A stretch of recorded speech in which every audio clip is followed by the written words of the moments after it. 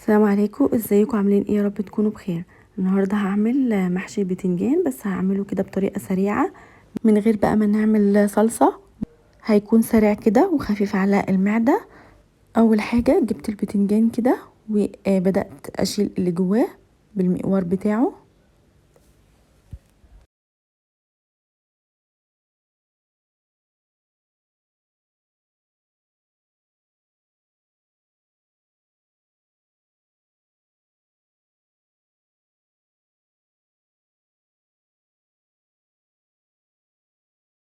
بعد كده هجيب بصلتين وهقطعهم مكعبات صغيره، ممكن تعمليهم في الكبه عادي وممكن تعمليهم كده على ايديكي، مش مستاهله كبه يعني ولا حاجه، بسرعه كده.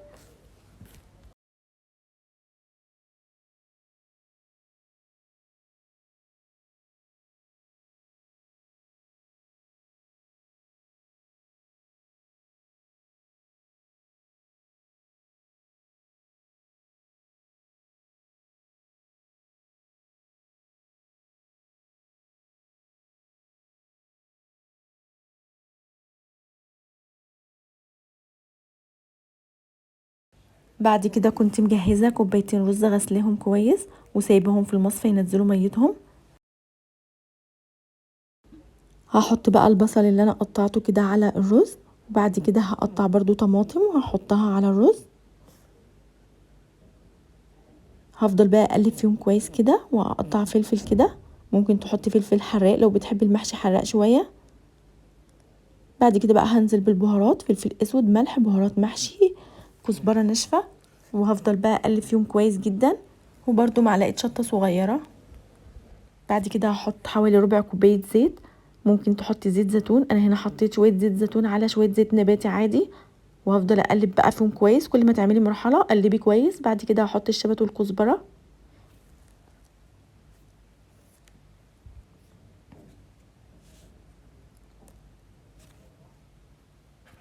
هنا كنت خلصت بقى البتنجان كله بالمقوار وغسلته كويس تحت الميه وسبته يصفي ميته برضو.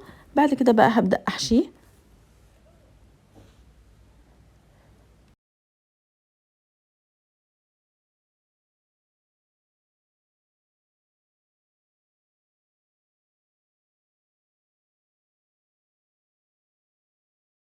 هجيب الحله اللي هعمل فيها المحشي، هحط كده بصل.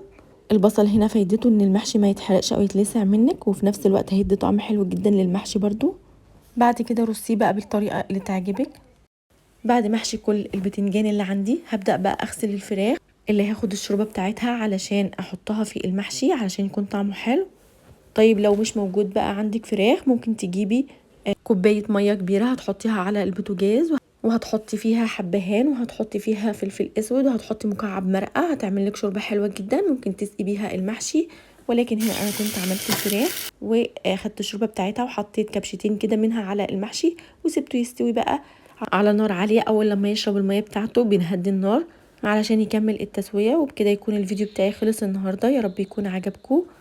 ما تنسوش اللايك والشير وسبسكرايب، والسلام عليكم ورحمه الله.